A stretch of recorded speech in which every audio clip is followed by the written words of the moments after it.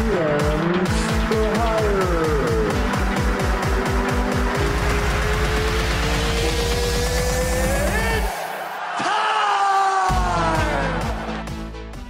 Welcome back to another episode of GMs for Hire. I am Jamal King. With me is Will Polson, and today we're talking a little NFL action. We're about to give you our preview for the AFC West division.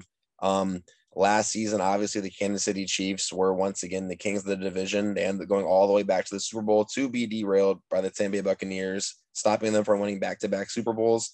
This season, the Chiefs come back with just as much firepower as before. They're still the top dog in the AFC, led by Patrick Mahomes. They're still going to be hard to stop. A lot has changed, though, a little bit for this offense, especially at the offensive line. Completely revamped, gone are almost everybody from their line last year, especially on the outside. They've made a couple big moves. They signed Kyle Long out of retirement, trade for Orlando Brown, signed Joe Thuney. They made a lot of moves. Will, how do you feel about all these moves that the Chiefs made? I remember whenever they released Mitchell Schwartz and Eric Fisher, and I was blown away, especially after watching the Super Bowl. You're thinking the last thing you need to do is get rid of some O-line help, especially after watching that Super Bowl. I mean, Patrick Mahomes was running for his life, and Mitchell Schwartz, Eric Fisher have been staples on that offensive line. I mean, they're great. They're all pro, level offensive linemen, and to see them just be outright released, I was kind of shocked. But to see what all Kansas City has done to address the O-line problem, as you mentioned, Kyle Long coming out of retirement, Joe Thuney from New England, Austin Blythe coming over from the Rams, trading for Orlando Brown, even addressing it in the draft. They got both Creed Humphrey out of Oklahoma and then Trey Smith, the guard out of Tennessee. I mean, it seemed like they knew what the issue was. And I mean, if to any NFL fan who watched the Super Bowl, you knew exactly what the issue was with Kansas City if you were watching that Super Bowl. I mean, it was nuts. Now, I don't know if Tardif's going to be coming back this season. Obviously, the whole COVID thing, I know he stepped away for it. Big issue there. So maybe you have that addition back. But for the most part, it looks like they've done a pretty solid job of addressing the offensive line concerns. But how long is it going to take for them to get into rhythm? We'll see. It's a completely brand new offensive line with a lot of players who have never played together before. So we'll see exactly how well they gel. But at least for the meantime, I don't think it looks that bad. I think Kansas City has set themselves up for a decent spot so far this season. Yeah, I definitely think that they saw what they needed to fix in the Super Bowl. They went and addressed it in a lot of different ways. They guided backups. They had new starters. We'll see if Orlando Brown can kick over to the left side. We know he wanted to play a left tackle. He got his wish and got traded out of Baltimore. But this all will affect the rest of the offense. Obviously, Clyde Edwards-Helaire comes back. He's going to look to be more of a bell cow running back in his second season, take a little bit more of the load on. And on the outside, they still have Travis Kelce. They still have Tyreek Hill forming arguably the best duo in the league. But after them, who are they going to throw to is the question for Patrick Mahomes. Sammy Watkins is now gone. And now you have a lot of targets open up between a couple different guys. Byron Pringle, Demarcus Robinson, Mecole Hardman. Can any of them step up, or will fifth-round pick Cornell Powell out of Clemson? He was a late riser at Clemson, really not doing much till his senior season. So can he come in and really help the Chiefs offense? How do you see things shaping up outside of the big two for the Chiefs offense this season? I think it's going to be a lot of reliance on CEH. I think you're going to have to work him in and hopefully that he can be that bell cow guy. Obviously a little bit undersized for your typical running back. So it's going to be tough to have him every down as well as a receiving back. If not there, you're going to have to rely on Mecole Hardman. I mean, Mecole Hardman really needs to step up this year. We saw him and honestly, Mecole Hardman with his speed, he has potential to be such a great wide receiver, but he's got to develop the route tree a little bit. He can't just be a go guy. He's got to be able to work in a little bit across the middle of the field, be able to work out the stuff and work that opposite side of the field away from Tyreek to try to draw defenders away. And with that kind of speed, you're going to draw defenders away. But everybody knows when you're facing Kansas City what two you need to guard. So Mecole Hardman's going to find himself with a lot of open looks this season. But are they going to be able to capitalize? It's the Kansas City Chiefs. At the end of the day, they're going to find a way, whether it's Cornell Powell, whether it's Mecole Hardman. I mean, honestly, the options for some reason are still endless. Sammy Watkins didn't see too much action last year. I mean, sure, he got his reps and everything such as that, but everybody knows where Kansas City's going to go whenever it comes to their offense. Yeah, they definitely all funnels through the main two, and then you throw in Clyde Edwards-Helaire for the third person. If Miko Hardman can, become a stable threat for this offense, that makes things even crazier because Miko Hardman is definitely a top 10 fastest guy in the league. Oh, So yeah. if you can add him to this offense next to Tyreek Hill and he can develop into a true second guy, that'll just make this offense even better. We talk a lot about the offense. Sometimes things get lost in the defense side of the ball for the Chiefs. They still have a pretty formidable unit led by Chris Jones and Frank Clark on the lines. I think they're going to need that bounce back seasons this year for the Chiefs, and the Honey Badgers still anchoring things at safety. All around, I think this is a pretty good unit, and I think they're still going to have a pretty good season. I think the Chiefs defense was kind of underrated last year. I mean, a lot of people didn't talk about the defense. Obviously, with Pat Mahomes, Tyreek Hill, Travis Kelce, everything like that, you're going to talk about the offense. And like you said, a lot of stuff gets lost in that defense. But not only that, but the defense got better this year. The defense, they picked up Jarran Reed. They picked up Mike Hughes from Minnesota. If he can stay healthy, that's a former first-round pick with a lot of upside potential out of UCF. They went and drafted Nick Bolton out of Mizzou. So there's a lot of pieces. Yeah, there's a lot of pieces that they brought in. Honestly, they did a really good job this year of addressing both sides of the ball, I thought. And honestly, the rich got richer. And this is a very good team. Obviously, I think a lot of people, I think it's almost still a no-brainer that they're still a lot of people's AFC favorites to be representing the AFC in the Super Bowl. And I don't think anybody's far-fetched to believe that. Kansas City is Kansas City. And as long as Big 15's back there and Big Andy Reid's on the sidelines, it's going to continue to be a beautiful work in progress out there in Kansas City. Yeah, the rich for sure get richer. And, looking at them this season, taking a look at their schedule, a couple of their first few games this season are pretty tough. They start off with Cleveland, go to Baltimore, then they have a division game against LA, and 2 weeks later they play Buffalo. That's 3 playoff teams, in that stretch. So things aren't going to be easy, off rip for the Kansas City Chiefs. What games are you looking around the schedule that really jump out to you? So you mentioned one already, that Week 5 game against Buffalo, obviously the AFC Championship game last year. I think Buffalo did a lot of I think Buffalo did a good job this offseason. Though the moves may not be major, I think they still did a good job. And I think another year between Josh Allen and Stephon Diggs is going to just be even more magical for that offense. I think Buffalo is going to be a fun watch, obviously. Week 9 against Green Bay. They're going to be in Kansas City. That's another great matchup. Obviously, Aaron Rodgers, Devontae Adams. They put out their little last dance photos. What does that mean? Who knows? But they are back. They are, as of now, they are back. They're going to be playing. So that'll be a fun game to watch as well. Obviously, 2 high-powered offenses, 2, I would say, probably underrated defenses as well. And then Week 16 against Pittsburgh. I think this has a lot of playoff contentions, maybe not necessarily for the Chiefs, but definitely for Pittsburgh. I think the Chiefs will probably have the division locked up by Week 16. Only 3 games to go by then. But Pittsburgh is in a very tough division in the AFC North. And Pittsburgh's going to be fighting for that divisional title between Cleveland, between Baltimore. It's going to be a fun race. And so to see where exactly Pittsburgh's going to be lying, how well they're going to be playing, and by Week 16, who knows who's healthy, who's not. But I think that game's going to have a lot of playoff contentions. And so I really like that game out in Arrowhead.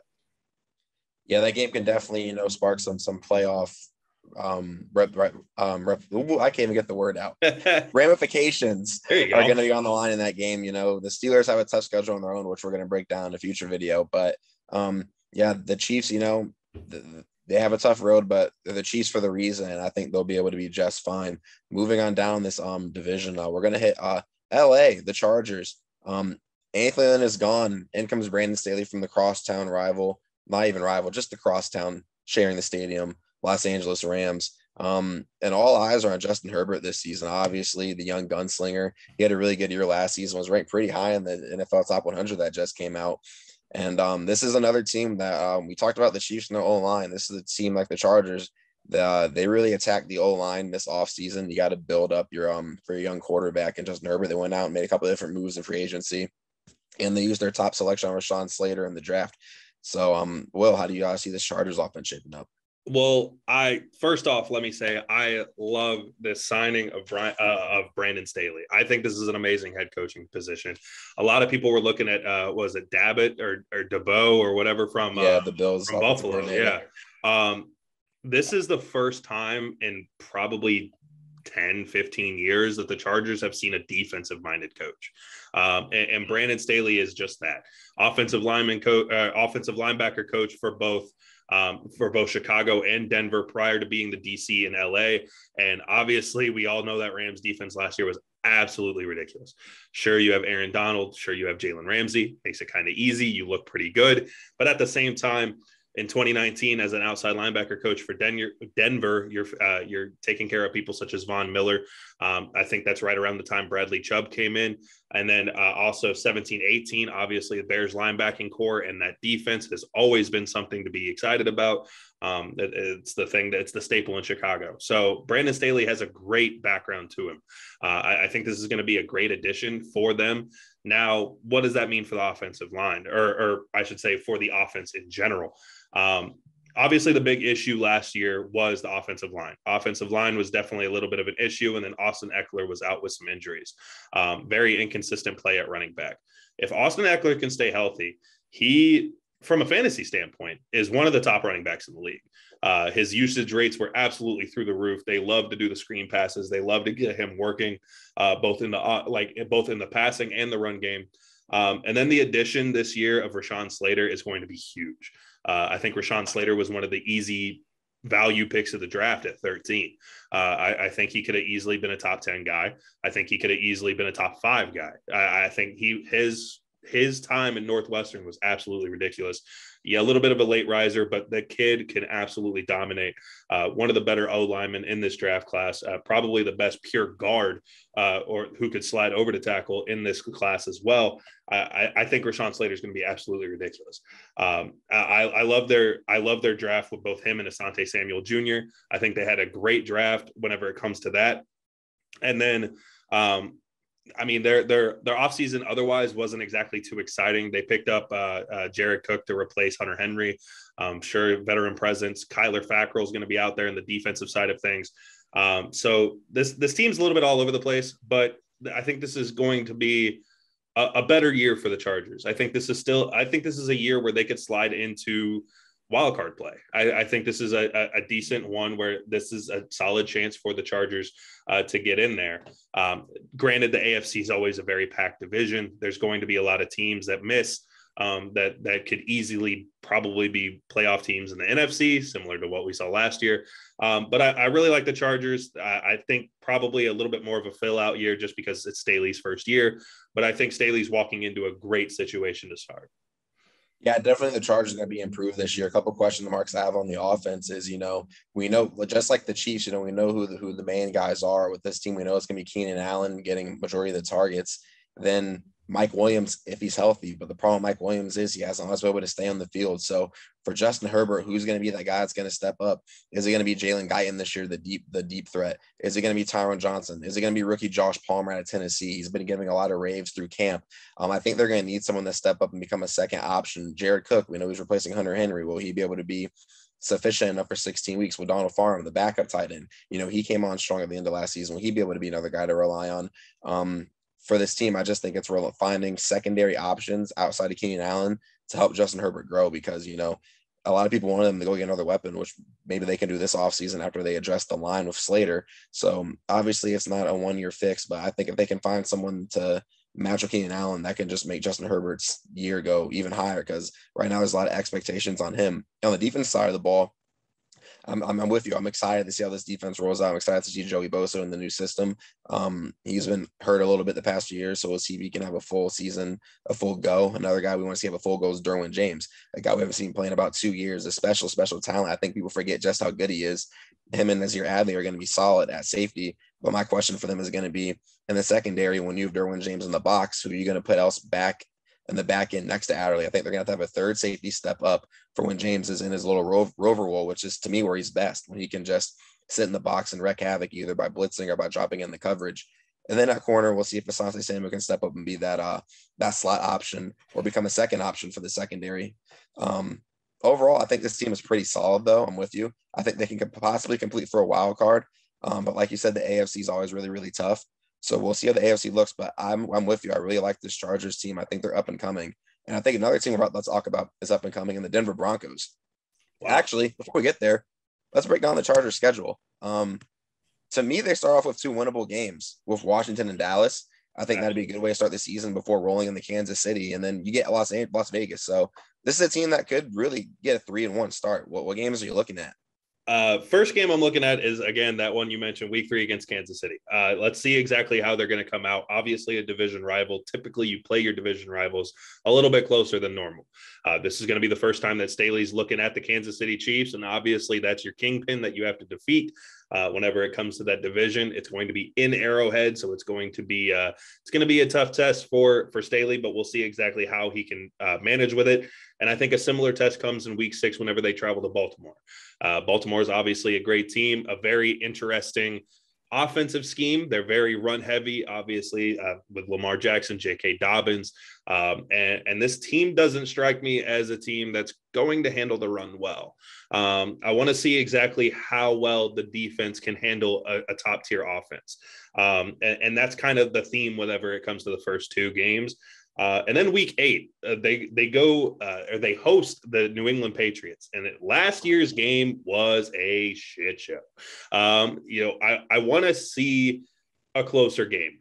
45-0's a little tough. And I remember last year during Pick'ems, I picked Justin Herbert to upset the New England Patriots. Boy, was I wrong. That definitely not one of my greater picks, but it was fun to pretend. He's not a rookie. Picked him, and me and RJ tried to tell y'all that Belichick don't lose rookie quarterbacks. Well, now he's not a rookie, so now hopefully it's a closer game because that game was pitiful. But yeah, no, I really want to see how the Chargers can bounce back. Obviously, a new system, another year under Justin Herbert's belt. We're going to see. And hell, the way the Chargers play week 8, half their team's going to be injured anyway. So we'll see exactly how they play.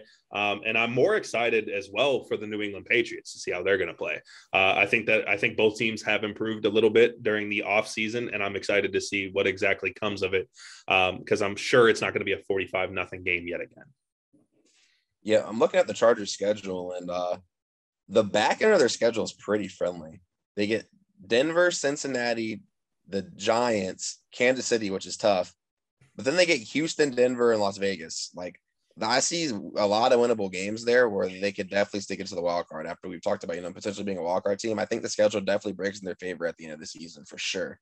Well, yeah, that's what I know they finished 3rd in that division last year. So I know they're going to be facing a lot of easier teams, especially out in the AFC side of things. You're going to see a lot of easier play for the Chargers, and I think that's going to play very well in their favor. I think they're a much better team than where they finished last year. Obviously, injury issues have always been a thing for them between, like we mentioned, Eckler, Williams, Bosa. I mean, the list goes on. It seemed like half their team was on the shelf last year, very similar to the 49ers. Where you're just seeing a lot of the key pieces just go down. Hopefully we can get some health over there in Los Angeles and the Chargers can actually play a confident season. Yeah. All right. Now moving on in this division, I'll break down a team that I think has a lot of the pieces to be great, but they're just missing one particular position. I'm glad you said that. Just happens to be the most important position in the sport. Yeah. The Denver Broncos. This is a team I look at. This is a team I compare like the Arizona Cardinals to. It's a team you look at their roster, like this team's absolutely loaded. And with the Cardinals, it's not quarterback that's problem. Maybe it's their youth and maybe it's coaching. Here in Denver, this roster is loaded. At receiver, they got Cortland Sutton to pair with Jerry Jeudy and KJ Hamler and Noah Fant. At running back, they got Melvin Gordon, and they just drafted Javonte Williams out of North Carolina. But at quarterback, you have the incumbent Drew Lock and Drew Lock, the newcomer Teddy B. Yeah. Well, I'm gonna get your thoughts on this, then I'll share mine. But first of all, do you agree with me that this roster is very, very talented? And then second of all, what do you do at the quarterback position? Like I said, man, I'm so glad you said this team's one position away. Because they are. This team's gross. This team, honestly, on paper, is absolutely disgusting. They're filthy. It's such a good roster. I think they may be like a wide receiver away too. They could use another weapon. But if Melvin Gordon runs like he did in the fill-in roles last year, I think this team's going to be nuts. I love the defense on this team. Getting Von Miller back is going to be great. Great additions. They said, you know what, we're going to get rid of AJ Bouye, and it's like, oh no, we don't have any secondary. Okay, well let's draft Patrick Patrick Surtain. Let's sign Kyle Fuller and let's sign Ronald Darby. All of a sudden, this became one of the best secondary groups in the NFL, especially when they were able to re-sign Justin Simmons. They got him on a franchise tag, and then they came up on a 4-year deal, I want to say. I mean, this team made some great additions to their defense, and this is an amazing secondary core. They also they did lose a little bit of help on the D line. They lost Kyle Pecco, and they also lost veteran Jarrell Casey. But you get Von Miller back on the outside, and obviously that's going to be huge. Von Miller, still one of the most disruptive players on defense whenever it comes down to it. And then Vic Fangio being your head coach. Obviously, being a Bears fan, Vic Fangio knows a little bit about defense. You can take my word for it. But on the offensive side of things, it's still sketchy, mainly just because of that quarterback spot. Their offensive line isn't great. It's not, I wouldn't say it's top 16. I think it's still towards the bottom half of things. But the quarterback play doesn't help. Teddy Bridgewater, not nearly as mobile as he used to be. We all know why. And Drew Lock is Drew Lock. If Drew Lock can play like he played in the first 6 games of his career, this could be a decent team. This could honestly be a sneaky playoff team. But unfortunately, we know who Drew Lock is at this point. And I think we know who Teddy Bridgewater is at this point. And honestly, those are not contending quarterbacks right now. I love this Denver team. I love Vic Fangio. I love a lot of things about this team, but that quarterback position is really holding them back. Yeah, I definitely agree. I'm glad you mentioned the defense. The defense is absolutely loaded too. They brought in all those guys to go along with the guys they had already. They have one of the better safety thams in the league. They got a really good corner duo. The pass rush is great. The only problem with this defense right now is the inside linebackers. I think I watch out for Justin Stroud, second-year guy. He was hurt last year. I think he can make some noise, potentially steal a starting spot over there. And then on offense, like you mentioned, it's Drew Lock and Teddy Bridgewater who's going to be the guy. Drew Lock absolutely torched the Vikings the first preseason game. Then Drew Lock's a headache because he'll show you why he's really, really good, and then he'll make just absolutely horrible decisions. I watched a couple of his games last season. It's like, okay, you can see why this guy has they picked him to be a good quarterback, and then he'll just do something crazy. And you're like, Drew, what are you doing? You can't be doing that, especially since you're not a rookie anymore. I do think that if the battle is tied in camp, I think Drew Lock will end up being the starter because the Broncos selected him. They want it to be proved to them that he's just not going to be the guy.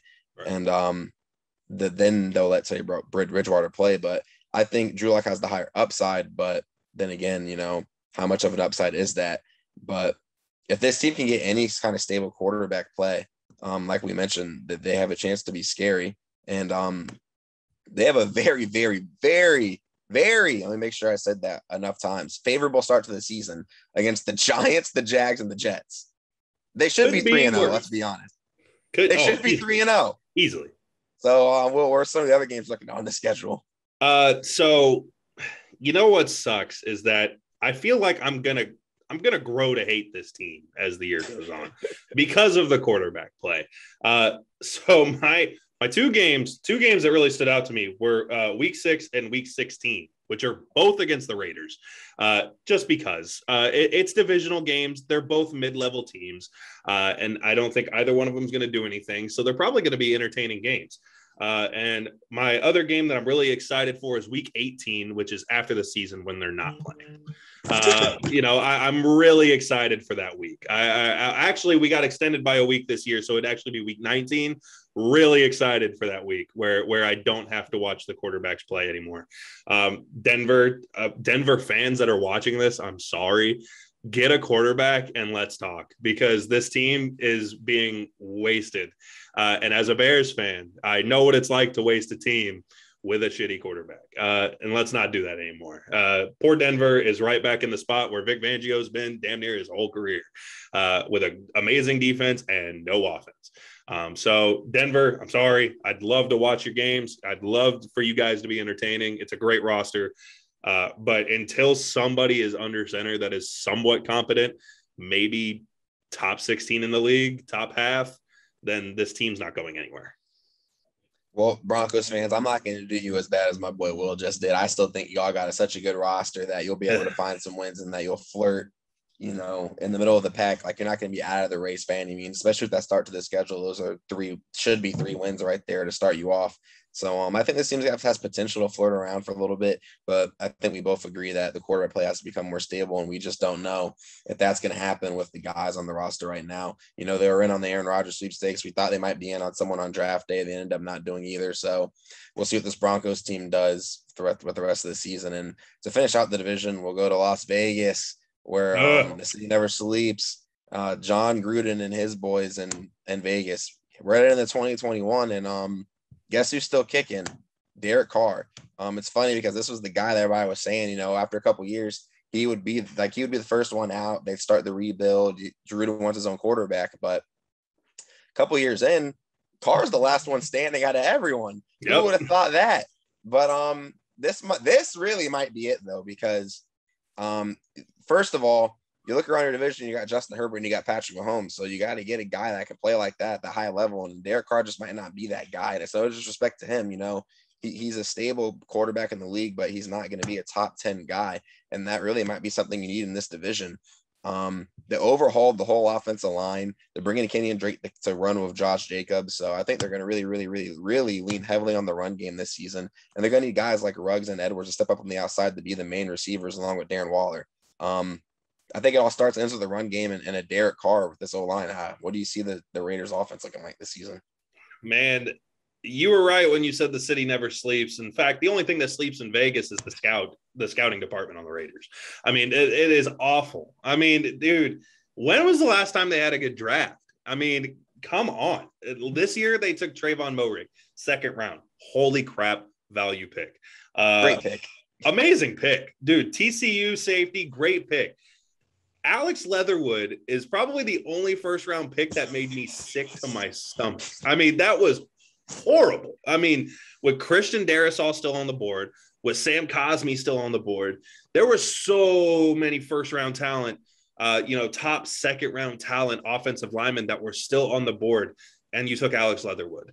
And it's not that I think Alex Leatherwood's a bad offensive tackle. I think he could develop, but that's the problem, is that he needs to develop. I think this is a little bit of a problem for the Raiders. They take project pieces with first-round picks, and that's not what you're supposed to do with a first-round pick. You go take your guy. If they would have switched Trayvon Moehrig and Alex Leatherwood and taken them, if you would have taken Trayvon in the first round, taken Leatherwood in the second, honestly, I would have said this is a decent draft. But the fact that you messed this up, I mean, you could have done so much different. If they took Darrisaw from Virginia Tech and then still got Trayvon Moehrig in the second round, this is a completely different draft. This is amazing.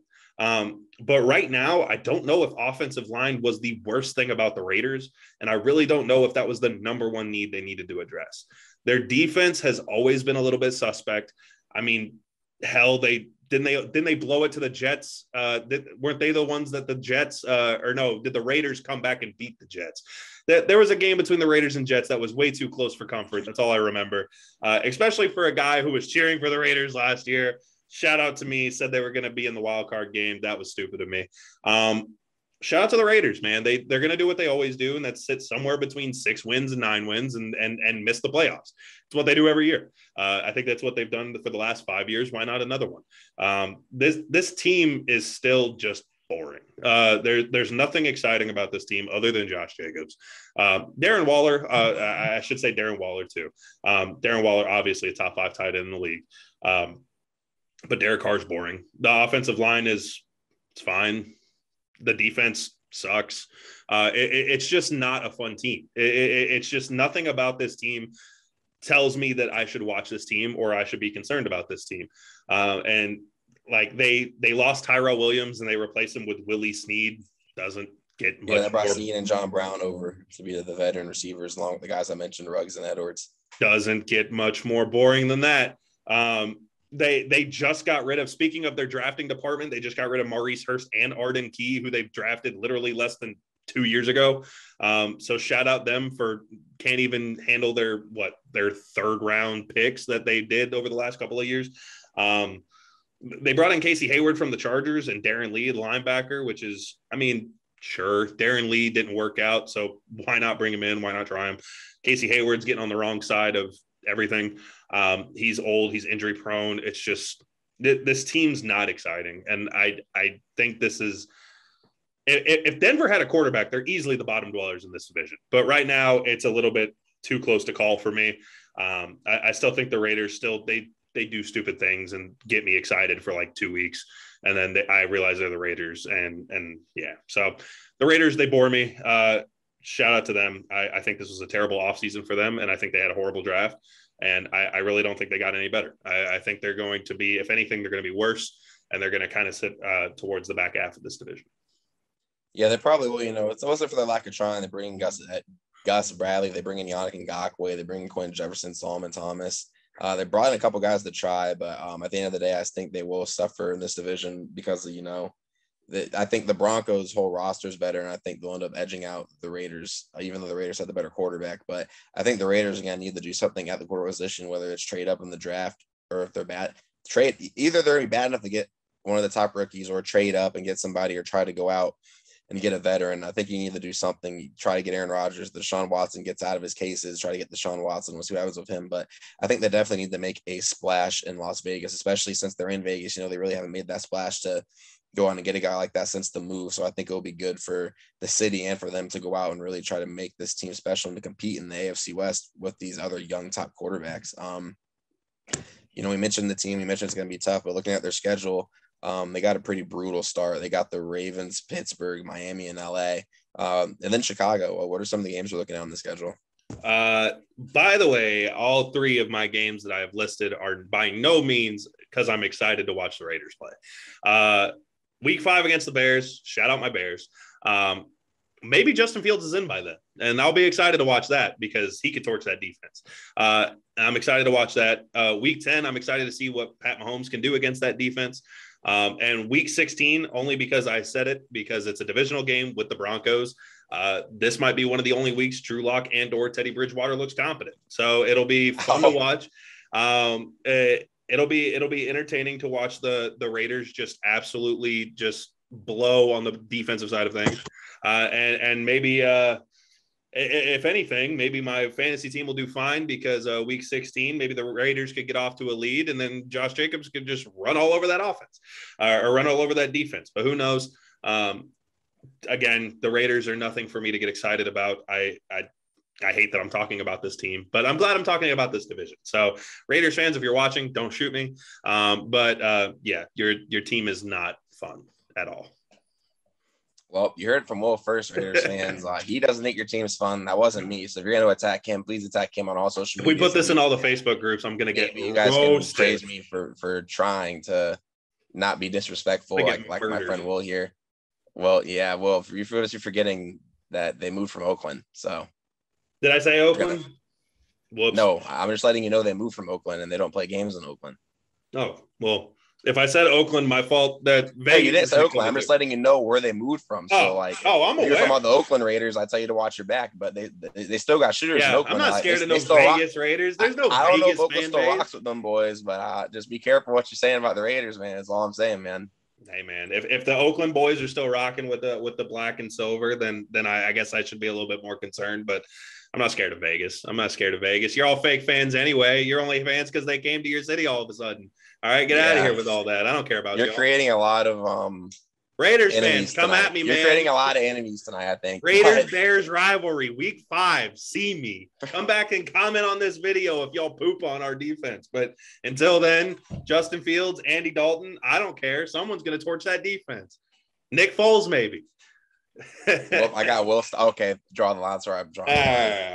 Maybe you want the Raiders to trade for Nick Foles, but oh, please, dear God, need that. Well, for the AFC West, I think we can all agree. Me and Will, we got the Chiefs taking it home. We got the Chargers in second, with the Broncos and the Raiders finishing it on out. Any last words for the AFC West, Will? Hey, man, I think everybody's heard enough of me. I think they have too. I think I've pissed off a couple of fan bases, and yeah, man. Shout out to the Chiefs, another great year winning the division. I don't even need week 1 to happen. Shout out Kansas City. We'll see you in the wild card week, or maybe even divisional week, because you get a bye in this easy division. I don't blame you. So yeah, we'll see Kansas City in the playoffs, and everybody else. Thanks for trying. Well, for the AFC West. I'm Jamil, and that was Will. And we thank you guys for watching. Jesus, I just roasted these guys. You were going crazy.